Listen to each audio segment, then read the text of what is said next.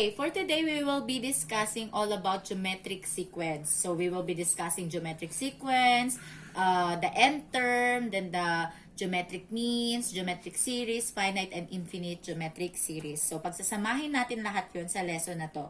So paano nga ba pag sinabing geometric sequence? Pag sinabi natin geometric sequence, there are two operations involved, multiplication and division. So later on makita nyo ano ba yung sinasabi kong multiplication and division. Now, ang kaibahan po ng geometric sequence, arithmetic sequence, is that in geometric sequence, we have what we call common ratio. Pag sa geometric sequence, common ratio. Sa arithmetic sequence, common difference.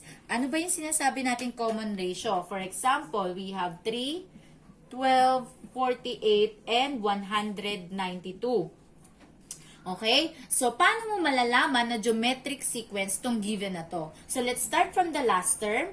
Going to the left, you need to divide the terms. And going to the right, multiply naman kung meron ka ng common ratio. Okay? So, start from the last term, 192 divided by 48. The answer will be 4. So, 48 divided by 12, the answer is 4. 12 divided by 3, the answer is also 4. So, dahil pare-pareho yung nakuha mong sagot dyan, ibig sabihin, your common ratio represented by small letter r is 4. Ibig sabihin, kapag pumunta ka na sa right, ang gagamitin mo naman is you need to multiply it to the common ratio. So, 3 times 4, 12 times 4, 48 times 4, 192, then so on, para makuha mo yung mga next term. So, dahil meron kang nakuha ang common ratio, ibig sabihin, itong sequence na to ay geometric sequence. Okay? So, ngayon, punta naman tayo dun sa nth term. Paano naman pag tinanong ko, what is the 20th term, what is the 30th term, what is the 100th term of this geometric sequence? So, kayang-kaya nyo yan isolve, imumultiply nyo lang naman di ba? Pero, sobrang tagal. So, magko-consume siya ng maraming oras ninyo. So, gumamit tayo ng formula. So, ang formula for the geometric sequence, for the nth term of a geometric sequence is given by this one. So, burahin ko na. Ang formula natin is a sub n is equal to a sub 1 times r raised to n minus 1. Ganyan po basahin yon. Ang a sub n natin is yung last term or yung term na hinahanap mo. Yung a sub 1 is yung first term. Yung r is common ratio. Yung n na malit dito is pang ilang term yung hinahanap mo. Kung ano yung nilagay mo dito, yun din dapat yung ilalagay mong n dito. Okay? So, for example, yung kanina nating given, we have 3, 12, 48, and 192. Tapos, gusto kong hanapin natin yung a sub 10. Pag sinabi natin a sub 10, pang 10th term yung hinahanap mo. Okay? So, ngayon, gamitin natin yung formula. Dahil nga gusto kong hanapin yung pang a sub 10, ilalagay ko siya dito sa pwesto ng a sub n. So, a sub 1 is 3. Kanina, sabi natin, ang common ratio natin dito is 4. Kasi pag dinivide mo to dito, 4. Pag ito, dinivide doon, 4. 12 divided by 3, 4 pa rin. So, your common ratio will be 4. And then, n minus 1, kung ano yung n mo dito, which is 10 minus 1. Okay? So, ngayon, let's solve. Actually, pwede nyo itong i-input ng diretso sa calculator nyo. So, wait lang. I-simplify muna natin to. 3 times 4 raised to 10 minus 1 is 9. Okay? So, a sub 10 is equal to 3 times 4 raised to 9. Pag sinabi natin 4 raised to 9, ibig sabihin 9 times mo siyang i-multiply sa sarili niya. So, 4 times 4 times 4 times 4 hanggang maka 9 ka. Pero, gumamit na lang tayo ng calcu para mas mabilis. So, 4 raised to 9 is 262,144. Then, i-multiply mo siya dun sa 3. Okay? So, multiplied by 3, so we have 786,432. So, paano natin siya gamitin sa calculator? So, ganito siya gamitin sa calculator. Nakikita ba? Yan. So, paano natin, ito ay dito na lang. Kasi kaya nyo namang i-minus ang 10 minus 1, di ba? So, 10 minus 1 is 9. So, ito, paano natin to i-input sa calcu? Ganito po, kung ito yung calculator nyo, 3 times parenthesis, lalagyan lagi ng parenthesis yung nandito, yung base nyo, which is 4. Tapos, ito yung raise ko. Sa ibang calcu, iba yung raise dyan, yung may box na maliit na nakalagay sa taas. So, raise to 9. equals. So, tama ba? Yung nakuha natin kanina? Yan, 786,432. So, tama yung sagot natin. Okay? So, ganyan siya yung input. So, now, punta naman tayo dito sa other example. Paano naman kung gusto mong hanapin yung isang term pero wala kang a sub 1, hindi mo alam yung unang term dito. Okay? So, paano yung sinasabi ko? Burahin ko na ulit to. Yan. For example, meron tayong given na a sub 4 is equal to 135.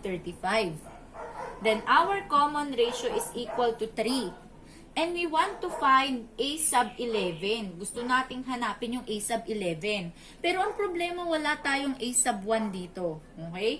So, actually, pwede nyo tong gawin ng mano-mano. Kasi 11 lang naman, di ba? Pero, dahil nga, paano na lang kung malaking number? Paano na lang kung malayong term yung hinahanap? So, tuturo ko na rin sa inyo yung paggamit natin ng formula. So, una, dahil wala kang a sub 1, hanapin mo muna yung a sub 1. So, gamitin muna natin to at itong common ratio para mahanap yung a sub 1. So, ang formula natin is a sub n is equal to a sub 1 times r raised to n minus 1. Okay? So, ang a sub n natin is itong last term natin, which is a sub 4. So, ano yung pang fourth term natin? 135 is equal to a sub 1 times r. Ang r natin is 3. Ang n natin, pang ilan yung 135? Pang 4, minus 1. So, 135 is equal to a sub 1 times 3 raised to 4 minus 1 is 3. So, 135 is equal to, what is 3 raised to 3? 27. So, magiging 27 a sub 1. Pero dahil nga gusto lang nating matira sa isang side ang a sub 1, we divide both sides by 27. Tatandaan nyo po, pag walang plus or minus na nasa pagitan ng isang number at isang variable, ibig sabihin multiplication yon. So, kung gusto nyo alisin yung number na yon, ang gagamitin nyo is division.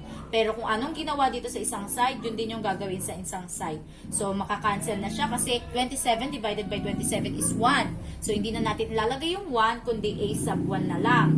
135 divided by 27 is 5. So, our a sub 1 or our first term is 5. So, dahil may first term ka na, pwede na nating hanapin ang a sub 11. So, idikit ko na lang siya dito. So, a sub 11 is equal to, anong a sub 1 natin? 5. Anong common ratio? 3. Pang ilang term ang hinahanap? 11 minus 1. Hindi dapat mawala ang minus 1. So, a sub 11 is equal to 5 times 3 raised to 10. So, ilagay natin sa calcu ulit. So, ito yung calcu. So, 5 times, parenthesis, 3, parenthesis, raised to 10 equals. So, ayan yung magiging sagot natin. Dapat. Pero, dahil yung iba walang calculator or yung iba hindi scientific calculator, ang gawin natin, isa-isahin natin. So, what is 3 raised to 10? Okay, what is 3 raised to 10? 59,049.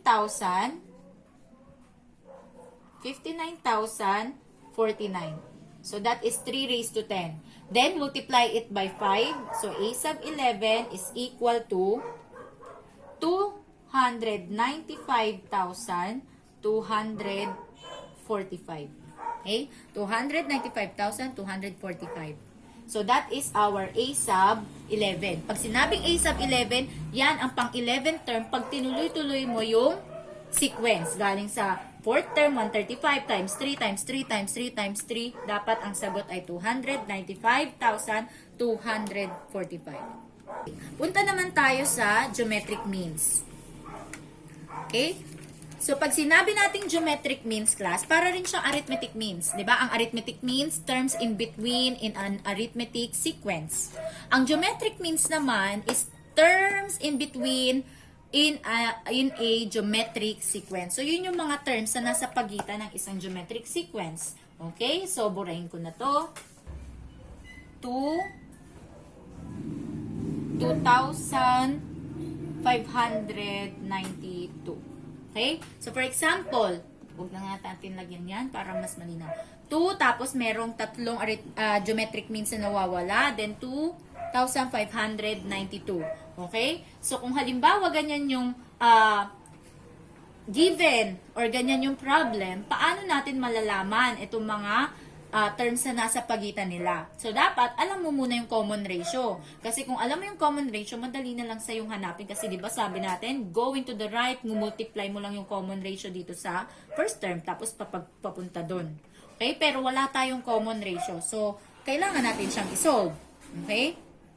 So, dito, paano natin malalaman? Gamitin ulit natin yung formula natin. A sub n is equal to A sub 1 times R raised to n minus 1. So, ang A sub n natin is our last term here. Siya yung pang last term na nakikita natin sa sequence. So, we have 2,592 is equal to A sub 1, 2 times our common ratio. Hindi mo alam. Ang n mo, pang ilan yung 2,592? 1, 2, 3, 4, 5. So, meron kang 5 minus 1.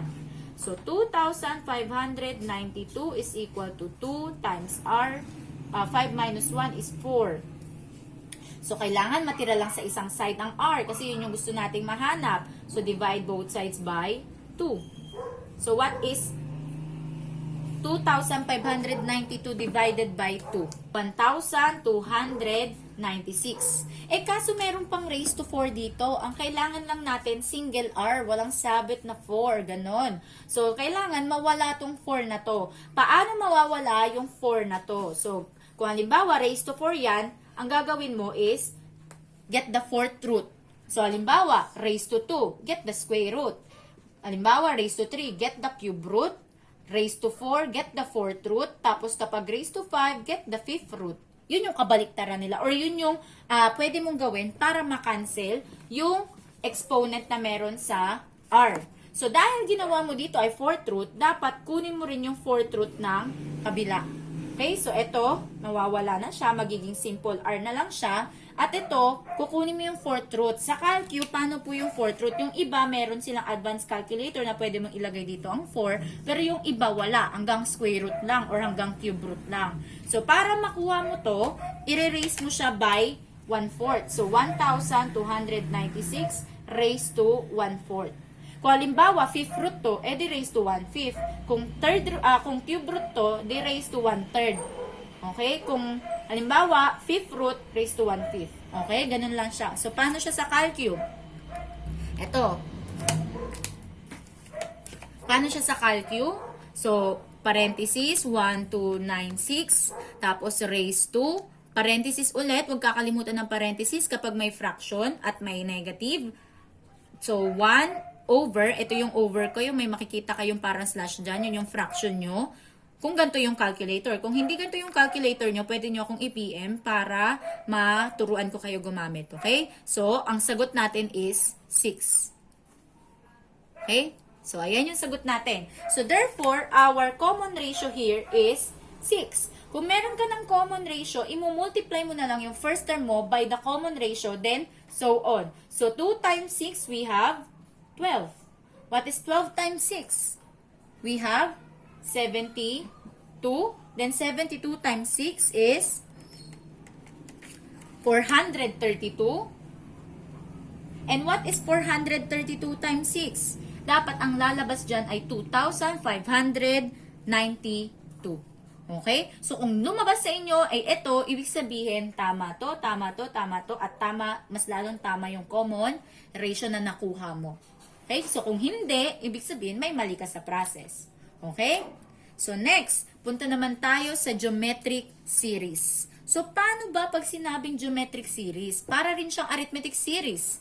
Sa arithmetic series, we are getting the sum of all the terms in a given arithmetic sequence. Kapag naman sinabi natin geometric series, we are getting the sum of all the terms in a geometric sequence. Ganun lang naman yung pinagkaiba nila. Pero kapag sa geometric sequence, meron tayong dalawang klase. Okay? Meron tayong finite geometric series at meron tayong infinite geometric series. Okay? Dito muna tayo sa may finite geometric series. Sa finite geometric series, ito po yung formula natin. So, finite geometric series. Ang formula natin is S sub n is equal to A sub 1 times 1 minus R raised to n all over 1 minus R, wherein R must not be equal to 1. Bakit hindi siya pwede mag-equal sa 1? Kasi po magiging 0 ang denominator. At pag nag-0 ang denominator, halimbawa 1 over 0, ang tawag dyan is undefined.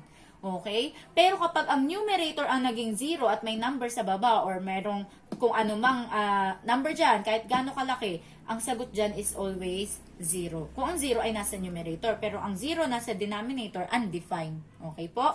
So, hindi siya pwede mag-equal to 1. So, let's have an example. For example, we have A sub 1 is equal to 7. Our common ratio is 3. And we want to find the sum of the 8 terms of the given geometric sequence. So, ilalagay lang natin sa formula, S sub 8 is equal to, what is our A sub 1? 7. 1, copy 1, minus, tapos ang R natin is 3, raised to n. Pang ilan or ilang terms ang kailangan natin i-add? We have 8 over 1 minus, ang R natin is 3. Okay? So, S sub 8 is equal to 7. Tapos, imano-mano natin to, tapos mamaya ipapakita natin sa calcu. So, what is 3 raised to 8? So, 3 raised to 8 is 6,561. So, 1 minus 6,561 all over 1 minus 3 is negative 2. So, ano na natin to? So, S sub 8 is equal to 7 times 1 minus 651. So, 1 minus 6,561 pala. So, negative 6,560 over negative 2. So, dito tayo, kasi hindi nakasya sa maliit nating board. I-multiply mo ngayon to sa 7. So, pag minultiply mo sa 7, ang magiging sagot ay negative, S sub 9 is equal to negative 45,920 all over negative 2. Tapos, i-divide mo sila. So, pag dinivide mo na sila by negative 2, the answer will be 22,960. So, ang sum ng 9 terms natin sa given sequence is 22,960. So, ipapakita ko naman sa calcu ko. Okay? Kung may calcu kayo, hindi nyo alam gamitin, pwede nyo akong i-chat. Okay? So, eto na. Ito ang i-insert natin ha. Ito yung i-insert natin sa calcu. Yung nailagay na sa formula.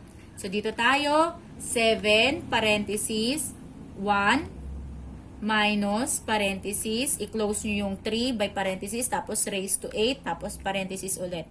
Para naka-close ito, at saka yun, yung mag-partner. Okay? Tapos, equals. So, ito na yung sagot. Tapos, yung baba, kayang-kaya naman natin i-minus. So, 1 minus 3 is negative 2. So, divide by negative. Ito yung negative natin, negative 2 equals. So, ito na, 22,960.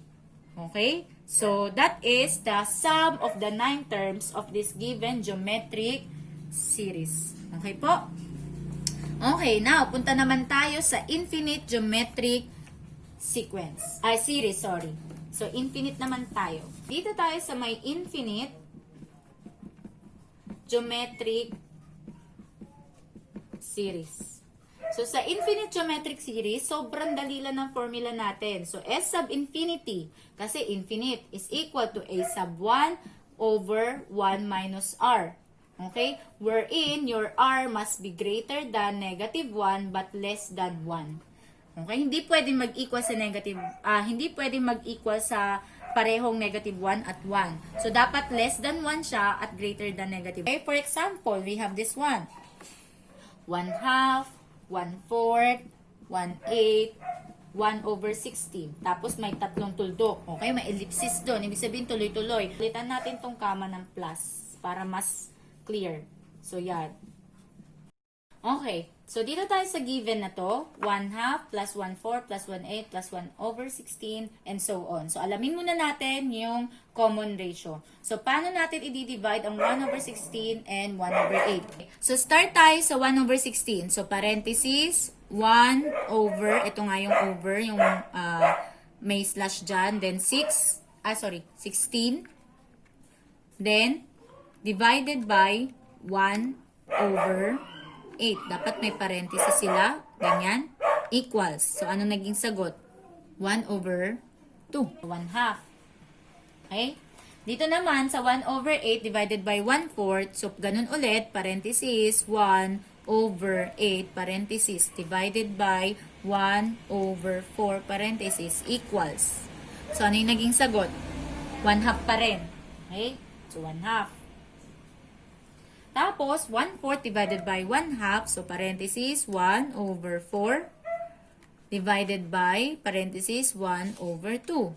So, equals 1 half pa rin. So, dahil pare-pareho sila, ibig sabihin, nasa geometric sequence nga tayo at gusto nating hanapin yung sum nila hanggang sa infinity. Okay? So, S sub infinity is equal to, ang A sub 1 natin is 1 half over 1 minus 1 half ang ating common ratio. So, dapat may parenthesis yan. Paano natin ilalagay sa calculator? So, ganun lang ulit. Gagamit ka ng mga parenthesis. So, 1 over 2 divided by parenthesis 1 minus parenthesis 1 over 2. Parenthesis, parenthesis. Dalawa kasi para ma-enclose yung 1 kasama yung 1. So, equals. So, anong sagot? Nakita nyo?